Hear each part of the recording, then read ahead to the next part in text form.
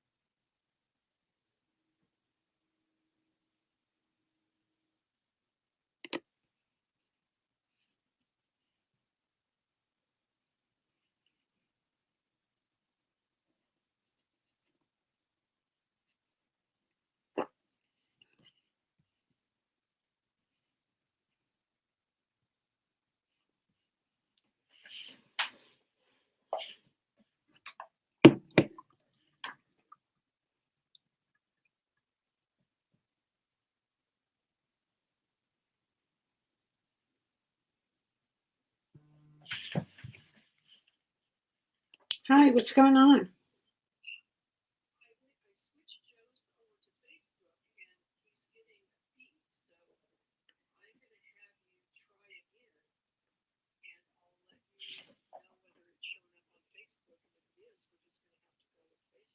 Okay, so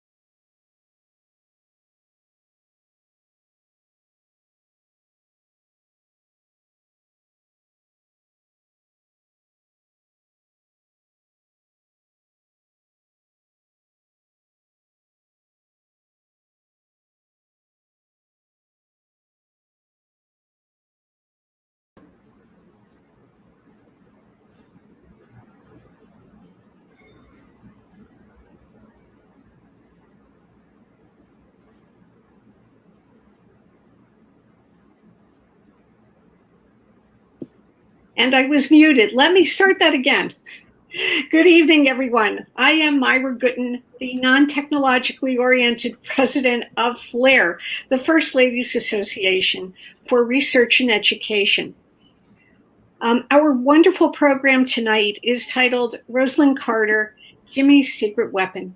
Before we move to the program, I would like to extend FLAIR's thanks to our newest inaugural institutional member, and that is the George W. Bush Institute. And as always, I'd like to extend our thanks to our other inaugural institutional lifetime members. Tonight's program will be moderated by Dr. Nicola Gutgold, Professor of Communication Arts and Sciences at the Pennsylvania State University, Penn Valley. In a few moments, Dr. Gutgold will be introducing the panelists in turn. As we begin, I'd also like to tell viewers to please feel free to put any questions in the chat. It's now my pleasure to turn this program over to Dr. Nicola Gutgold. Thank you very much, Dr. Gutten, and good evening, everyone. It's a pleasure to have you here tonight for this program on Rosalynn Carter. And we have with us three incredible scholars who will share their research on Rosalynn Carter, including Paulette Brinka, Adjunct Associate Professor in the Department of Communication Arts at Suffolk County Community College, Dr. Pamela Borland Davis, Professor in the Department of Communication Arts at Georgia Southern University, and Dr. Kristen Alberg, Historian at the United States State Department. Welcome, everyone. So the big question that's on everyone's mind tonight is why and how was Rosalynn Carter Jimmy Carter's secret weapon? Well, tonight, let's kick off this program with some interesting facts about Rosalynn Carter that I found on the Carter Center website. I'd like to begin with the fact that Rosalynn Carter's first name is actually Eleanor. Very few people know that. Another fun fact about Rosalynn Carter is that the press dubbed Mrs. Carter the Steel Magnolia for her, quote, sweetness and drive. But did she like that name? Maybe we'll find out tonight. Also, another fact about Rosalynn Carter is that she is a seamstress and she used to make her daughter Amy's clothes. She stopped sewing once she moved into the governor's mansion because, well, there wasn't enough time for that. And another fun fact about Rosalynn Carter is that she actually met her husband when he was just 3 years old. So those are some facts about the former First Lady to keep in mind as we move along with tonight's program. And to get started, we will turn the program over to Paulette Brinka. Paulette, welcome. Thank you very much, and good evening, everyone. Jimmy and I were always partners, and that was and continues to be true throughout their 70-plus year marriage. And in case you're keeping score, they've been married longer than any other presidential couple, and they are older, at least Jimmy is, than any other former president. Now, how they defined partnership was perhaps different from other couples. And in the words of First Lady historian Betty Caroli, Rosalynn compiled a remarkable list of accomplishments in just 4 years, and she did it in the most traditional of ways. What she was a helpmate, a partner with her husband in everything from their peanut warehouse to the White House. Her growth from a young wife and mother to what historians describe as surrogate, confidant, and joint policymaker is the subject of this examination. Her life took a few twists and turns, some of them welcome, some of them decidedly not so, but this private partnership has had some profound public effects. Eleanor Rosalynn Smith was born on August 18, 1927 in Plains, Georgia, 3 years after and 3 miles away from the man who became her husband. The first portion of her life was typical small-town Americana until she was a teenager. Her father died, her mother had to go to work, and she assumed more and more responsibility for their home and for her younger siblings, a sister and 2 brothers. One of her good friends in Plains was Ruth Carter, Jimmy's younger sister. And when she would visit the Carter house, she would see a picture of Jimmy, a midshipman at the Naval Academy in Annapolis, on the wall, and developed a serious crush. When Jimmy came home to visit, he asked her out on a date because he was smitten as well. He decided early on that he would marry her and actually asked her twice. The first time she refused, saying she was too young to get married. But the second one worked, and they married in 1946 when Jimmy was 21 and she was just 18. As Jimmy pursued his career in the Navy, Rosalynn established homes at various naval bases, and she liked being a Navy wife. She liked it for the independence and the opportunity to travel. Although she said, I felt overwhelmed at the time, but Jimmy never seemed to worry about me. He assumed I could manage well and always made me feel that he was proud of me. So I was forced to discover that I could do things that had to be done, even though at the beginning I often felt inadequate and quite lonely. So began their partnership. As he worked toward the submarine service, she kept the home front going with 3 young sons from port to port. And she liked, as I said, being a Navy wife. She liked seeing beyond planes. The next part of her life began with one of those moments. Jimmy's father died in planes, and Jimmy decided unilaterally, without any discussion, that he would leave the Navy, go home to planes, and run the family business. Her reaction in her autobiography is stark. I argued, I cried, I even screamed at him. I loved our life in the Navy and the independence I had finally achieved. I knew it would be gone if we went home to live in the same community with my mother and his mother. Planes had too many ghosts for me. But Jimmy's decision held. They drove back to planes, and Rosalynn gradually assumed more and more responsibility for running the warehouse, starting with answering the phones, learning how to keep the books, and eventually running the business. Jimmy, who wanted to emulate his father's philanthropy and his standing in the community, again decided unilaterally, without discussion, that he was going to run for the state Senate. On Rosalynn's role, again, she looked upon it as an important partnership. She wrote, I had to keep the business running while Jimmy was gone. I liked the feeling that I was contributing to our life and making it possible to pursue a political career. I was more a political partner than a political wife, and I never felt put upon. Jimmy was elected to the state Senate. He ran for governor twice. The second time he was successful. The Carters developed a campaign strategy in that second run for governor that stayed with them through the 1976 presidential election. They learned early on that campaigning separately allowed them to cover more ground than they would if they campaigned together. She enjoyed getting out and meeting people and hearing their concerns and bringing them home to Jimmy to see what he would do about it. And as a matter of fact, a woman on the campaign trail asked her what the governor was going to do about mental health when he was elected. And she asked the question in the same way of Jimmy. His response was, we're going to have the best mental health system in the country, and I'm going to put you, Rosalynn, in charge of it. He established the Governor's Commission to improve services to the mentally and emotionally handicapped. She did not chair it.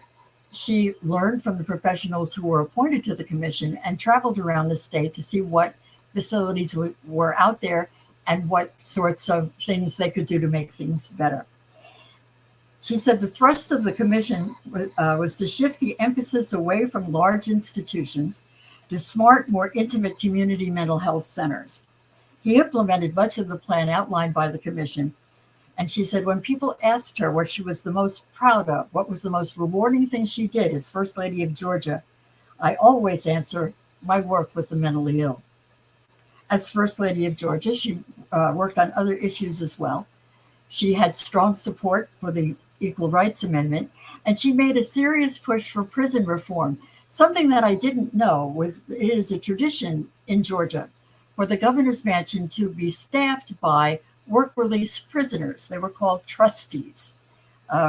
She heard their stories about substandard living conditions, ripoffs by lawyers, unfair treatment in the courts, and she became active with the Women's Prison Committee of the Commission of the Status of Women to secure a decent place where at least some of the women could live and work. In her words, while she saw some progress, I will always be concerned for those who suffer the indignities of prison life. By 1974, Jimmy was developing a national profile in the Democratic Party and moved toward a presidential run 2 years later. Her first political foray was into neighboring Florida, and there they really honed their campaign technique. She called some valuable hints, which I'd like to describe. Some of them are pretty clever. Stop at courthouses in the towns where you're visiting. You can catch up on the political gossip, and you can get referrals to local politicians. Insist on seeing the news reporters at newspapers, not the society pages or the women's editors. Get yourself in the news part of the paper. Look for big radio antennas, a signal probably that a radio station was close by. Announce that you are available for interviews and have a list of questions that you would like to be asked. Don't be afraid to interrupt a meeting or an event and ask to speak. And finally, she said, stay in people's homes. Not only is it cheaper than hotels, but it gives people a sense of connection to your campaign. As improbable as it seemed, and according to historian Katie Morton, an unusual opportunity for an outsider to win a national election, the Carters won in 1976 and were on their way to the White House. If the first slide could come up, you could see on Inauguration Day, they were setting a whole different tone by walking to the White House. And that set the stage for a much more informal type of administration, and an administration that was focusing on taking some of the pomp and circumstance out of the equation. Thank you. In the White House, Rosalynn described her relationship with Jimmy as the same as it has always been. We discussed business and strategy while we were working together in the warehouse or campaigning. Nothing different in the White House. They scheduled weekly lunches to discuss personal and political issues. It was Vice President Mondale on Tuesday, Rosalynn on Wednesday. She started attending cabinet meetings at Jimmy's invitation. Jimmy and I had always worked side by side, she said. It's a tradition in Southern families, and one that is not seen in any way as demeaning to the man. But critics interpreted it differently, that she was telling Jimmy what to do, and not so subtly suggesting that cabinet meetings were not the place for a wife. But she did it anyway, and she kept notes, which Jimmy consulted. Her interest in mental health issues continued in the White House. Jimmy created the President's Commission on Mental Health. Rosalynn couldn't chair it because there are federal nepotism laws, but she did become a very active honorary chair, settled for the title, as she put it. The group held public hearings across the country, discovering that federal and state programs were fragmented and problematic. After a year, the commission determined that many Americans were either unserved or underserved, and that health insurance programs at the time didn't include mental illness. She testified before the Senate committee after the law was introduced in 1979, only the second First Lady to do so. Eleanor Roosevelt was the first, and she testified on behalf of coal miners. It was a little bit awkward at those committee hearings since the chair was Ted Kennedy, who had his eyes on the 1980 presidential nomination. The Mental Health System Act was passed, though, by Congress in September of 1980, just months before they left the White House. The 1980 campaign was loaded with political landmines: the hostage crisis in Iran, the energy crisis, inflation. Rosalynn once again jumped in with both feet, acting as Jimmy's surrogate, campaigning around the country. She touted his accomplishments, articulated his vision for the future, but re-election was not in the cards. She was disappointed, to say the least, by the Reagan landslide, and thought the nation made a mistake by not believing in her husband. And she ends her autobiography with the phrase, "I hate to lose." Rosalynn's partnership with her husband combined competence with unquestioned loyalty. That's an observation from Betty Caroli, a First Lady historian. That was a posture that some feminists in the era found uncomfortable, like she didn't have any independent thoughts, and how they missed Betty Ford. Yet, her 4 years in the White House, according to Caroli, helped extend the job of president's wife beyond what it had ever been. Her tenure as First Lady was far more about policy and issues than had been the case with other First Ladies. She clearly cared about mental health, the elderly, women's issues, and volunteerism, and used her bully pulpit to promote solutions. Her work in those areas has continued to the present time. She and Jimmy returned to Plains and have had arguably one of the most successful post-presidencies in American history. The Carter Center continues its work on mental health issues. It has also worked to eradicate disease in other parts of the world. And both Jimmy and Rosalynn have traveled to other countries to monitor elections.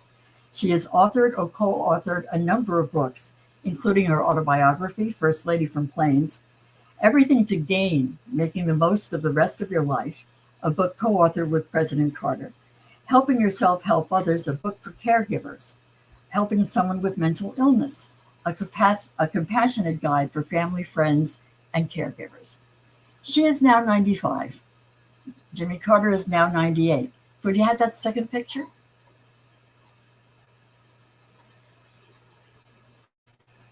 And they look pretty good for 95 and 98, I think. Rosalynn, although they are frail and they don't travel near as much as they used to. Her legacy as First Lady may be fading into history, but she has made unique contributions to her office. She may read as a traditional wife, whose actions were always in furtherance of her husband's agenda. Yet through experience, curiosity, and hard work, she made a difference, and she continues to make a difference even till today. Thank you. I'd like now to introduce Pam Borland Davis.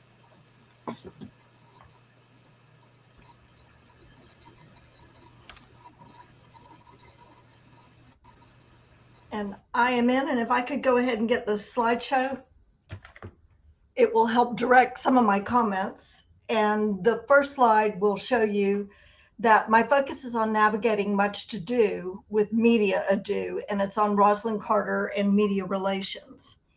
In the next slide, you'll see that much of the work that I have for this particular presentation focuses on the chapter in Media Relations and the Modern First Lady by Lisa Burns. Here it is. And that's co-authored with Jenny Simon and Abby Brooks. And of course, I've got some materials from the Carter Center as well.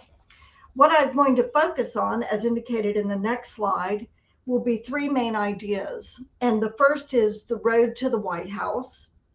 And the second one is settling in to DC and the office of First Lady. And the third one will be unsettling in the media ado. And if we'll back up to the road to the White House, which should be the fourth slide, there we go. What we have here are a couple of different ideas. First of all, Rosalynn's media experience. And Paula referred to this. She was part of Family and Friends on the campaign circuit. And they would do things like find a radio tower and just drop in on the station to see if she could be interviewed. So she had started developing media relations as early as the Senate races and the governor's race, and then, of course, the presidential race. In this particular case, as they are getting close to the election time, she hired Mary Finch Hoyt to serve as her press secretary. She already had a personal secretary. And Mary Finch Hoyt came in and really said, you know, I'm in as long as I'm going to be the one that you respond to. She wanted to make sure that she wasn't having to go through Jimmy Carter's press secretary and that they would have their own agenda, if you will. In terms of how the Rosalynn angled this is that she had priority projects. And these were mentioned in her speeches. And while the speeches were for Jimmy, she also had a platform. And mental health was mentioned, including the possibility of a commission to study mental health. She also indicated that she had concerns for those who are often overlooked, such as the elderly, the poor, and of course, those with mental illness. So as they get started, and obviously she gets elected, but one of the things Mary Finch Hoyt told her very early on is, I want you to make sure in your speeches to reference both the political and the personal. And I think she recognized very early on that Rosalynn's personal life resonated with people and they got that. But that she also, of course, had to talk about what was important with her husband's campaign. In the next slide, you see a picture of Mary Hoyt. And as they moved into the main office in DC, what you may not be able to read very here, these didn't translate very well to this particular platform, but Rosalynn was the first to have an office in the East Wing. Other First Ladies had press offices in the First Wing, but she had her personal office in the East Wing. And she was also the first to be appropriated a budget. And so those are some important firsts that I think influenced how she did some of the work that she did.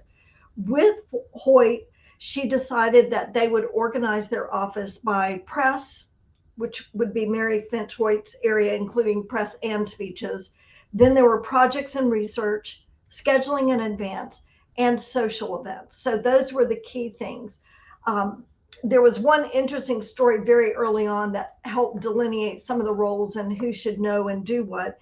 And that was the Lost First Lady that they talk about in both of their autobiographies. And in this case, Madeline McBean, Rosalynn's personal secretary, had arranged for the First Lady to go to New York to do a quick shopping trip and get stocked up on some things that she might need. They didn't tell Mary. And Mary is responding to the press saying, oh no, the First Lady's in the White House. Well, she found out that wasn't true. In fact, the UPI reporter, Helen Thomas, said, if you don't know where the First Lady is, you aren't going to be much use around here. So very quickly, they established some relationships that Mary would know so that she would not be intentionally misleading the press and be able to work with that.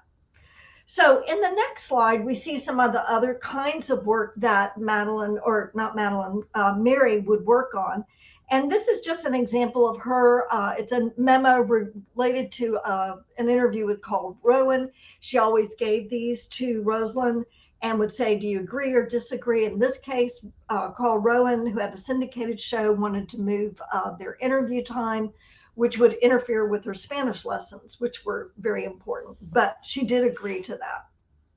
In the next slide, you see another example with a lot more of the different things. Just to highlight a couple, Mike Wallace from 60 Minutes wanted to get an interview. She disagreed. Barbara Walters wanted to do one. Rosalynn writes in there, let's do this later and see if Bob Schaefer can do that. And then Good Morning America wanted to do one. She said, Mary, you decide.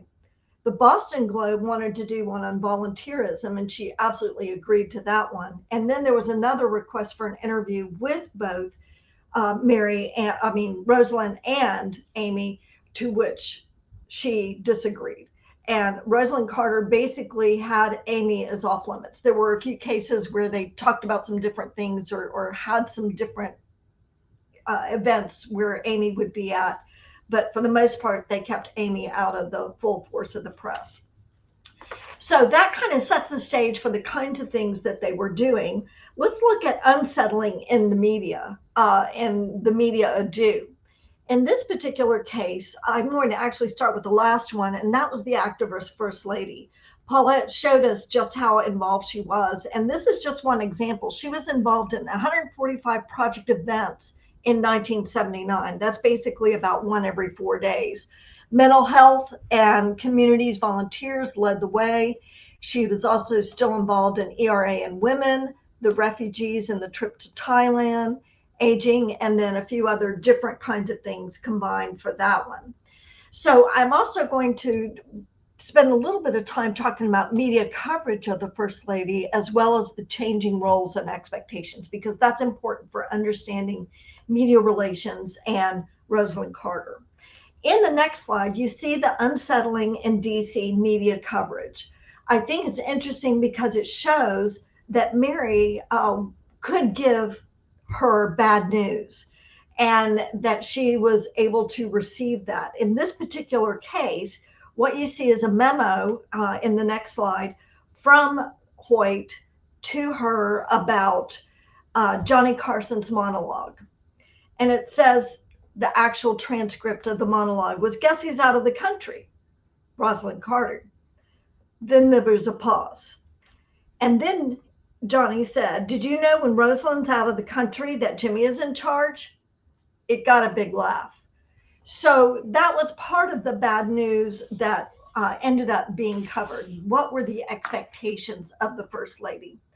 In the next slide, you see some of the earlier references to her power. There were a lot of Southern jabs. On the other hand, there were people saying Rosalynn Carter is going to be a new kind of First Lady. The other one says that the cliche of an activist First Lady seems unexpectedly to be coming to life. I'm not sure how that's cliche, but that's what they said. And the next slide is what we actually saw that the press probably wanted a little bit more. And this is a Christmas and Thanksgiving reference. And those were often in the magazines, but in other areas. The media wasn't quite sure what to do with an activist First Lady. She didn't exactly go on the front page news because that's where Jimmy Carter's key issues went. The women's pages, she had too serious of issues to be dealing with some of the topics that they covered on the women's page. And the women's pages were kind of on their way out at this particular time. Keep in mind that the fax machine has not been developed. And toward the end of Mary Finch Hoyt's time at the White House, she talked about how happy she was to get a self-correcting typewriter. In fact, you can go look at some of the press releases in the Jimmy Carter Library and see whiteout, which some of you will be very familiar with. Others may not know what the heck I'm talking about. So part of the problem is the changing times. And the other thing is that women were also changing. Obviously, Rosalynn was very much traditional. She described herself as traditional, but she also very much was in favor of the ERA and the opportunities that that afforded women. Ultimately, what we see is what Rosalynn Carter hoped for in the next slide. This is a teletype, if you will, of some of the key issues, and it says that Mrs. Hoyt said Carter was disappointed with the lack of response for her year-long endeavor spotlighting mental health.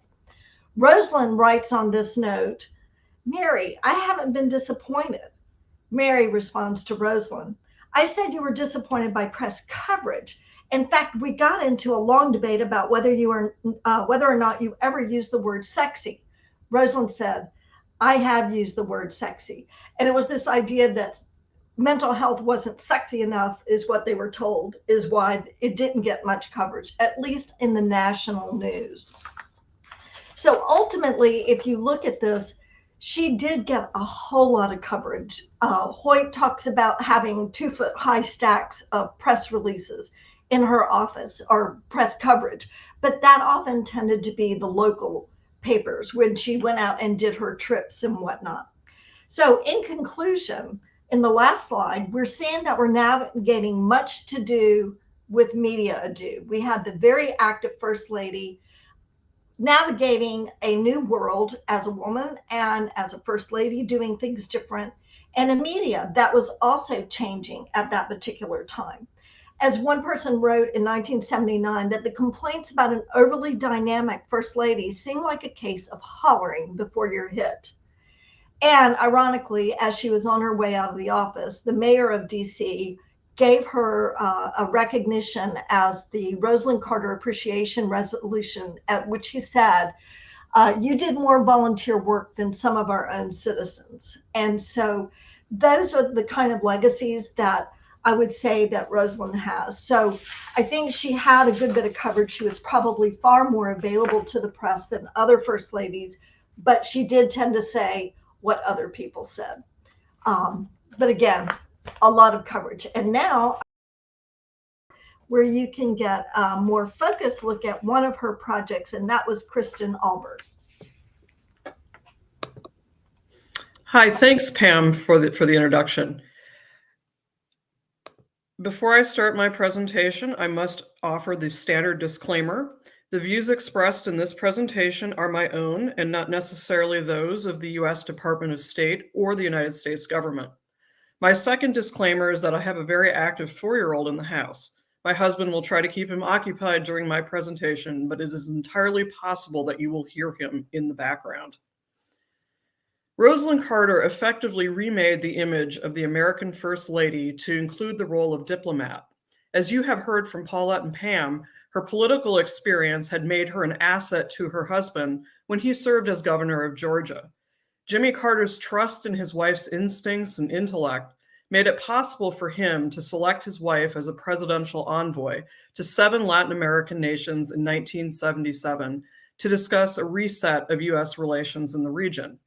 It was not simply a goodwill tour, but an opportunity for the First Lady to take part in important discussions with Latin American leaders. Rosalynn Carter drew upon her skills as an advocate and a humanitarian to serve the United States as an effective diplomat. Jimmy Carter had campaigned for the Democratic nomination for president in 1976, promising to restore morality to both domestic and foreign policy.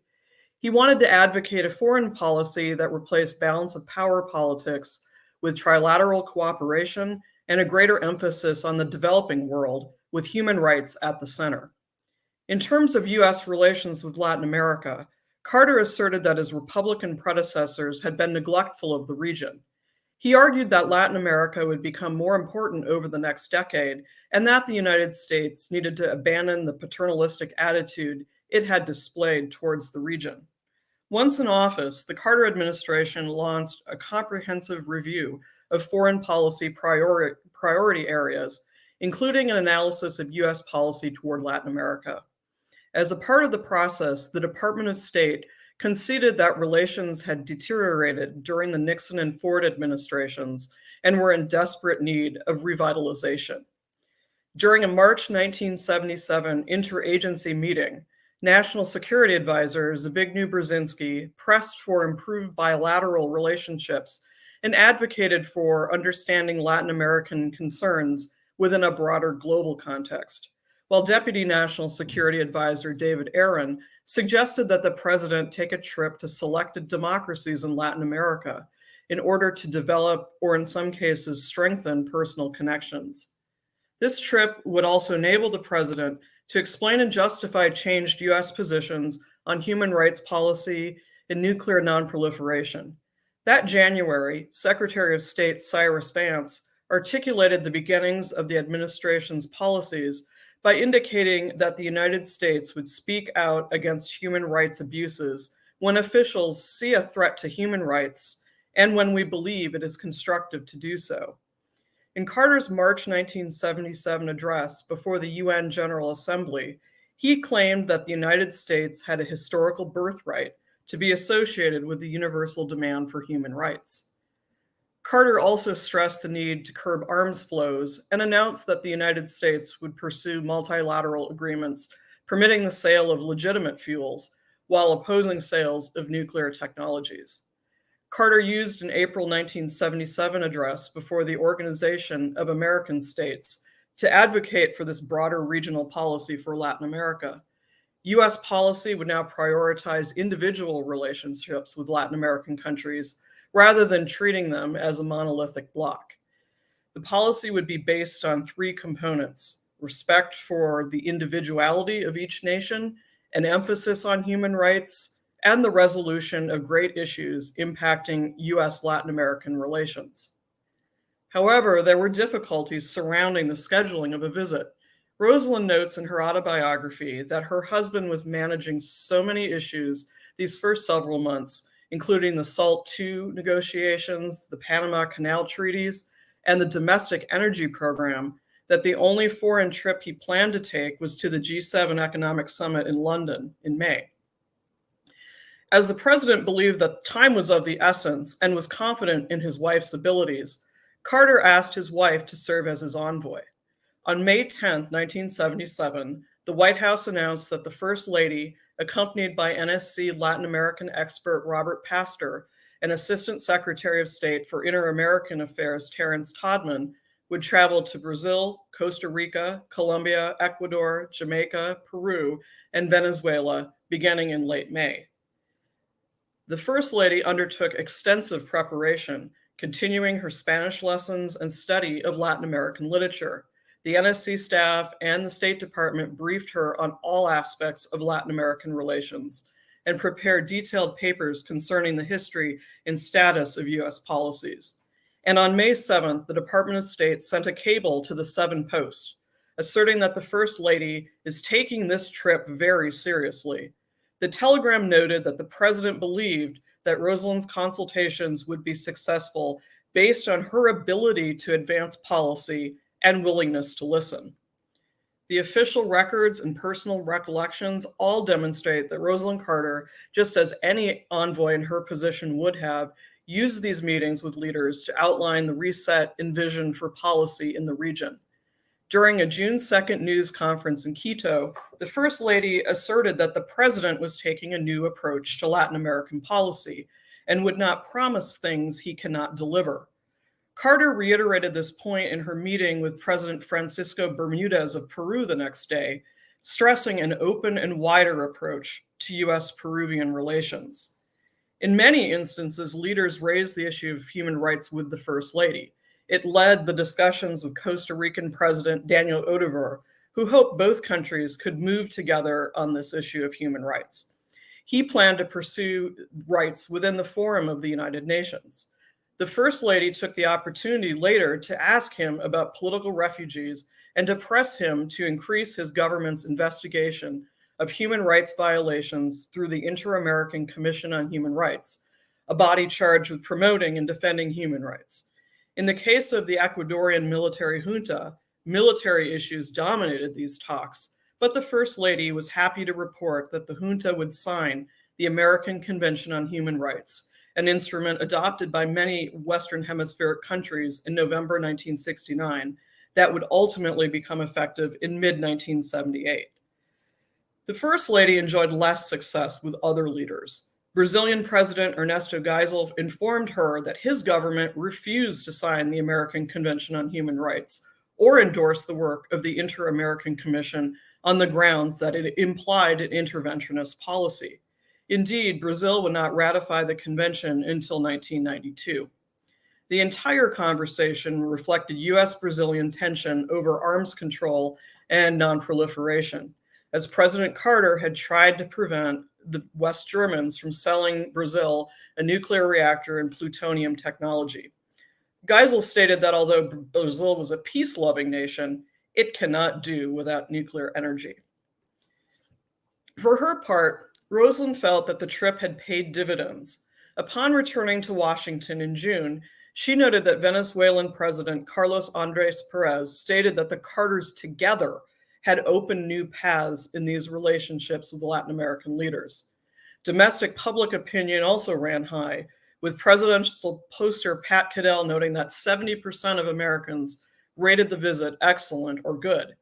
Press coverage noted the First Lady's personal and diplomatic successes, although there were some criticisms, as Pam and Paulette had noted previously. And Rosalynn would deploy the same skills several years later when she visited refugee camps in Thailand. The president had asked his wife to serve as a presidential envoy in late 1979 in order to meet with high-ranking Thai officials, assess the dire humanitarian situation on the ground, and later convinced the US public to contribute to famine relief efforts for Kampuchea.